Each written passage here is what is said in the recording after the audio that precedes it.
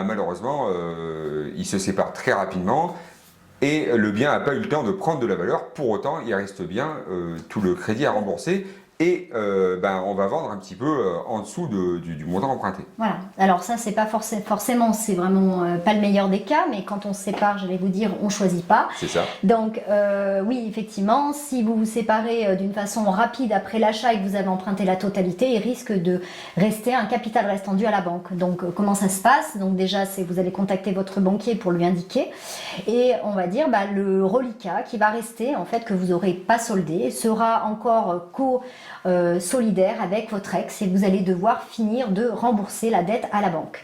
Vous avez également un troisième cas qui est effectivement la valeur, on va dire, où il n'y a pas de soulte. C'est-à-dire que le troisième cas, c'est on est à l'équilibre. À l'équilibre, c'est-à-dire je vends 300 000, il me reste un capital restant dû de 300 000. À ce moment-là, le notaire vous indiquera que la valeur de la soulte est à 0, c'est-à-dire pour racheter le bien, il faudra simplement racheter le crédit.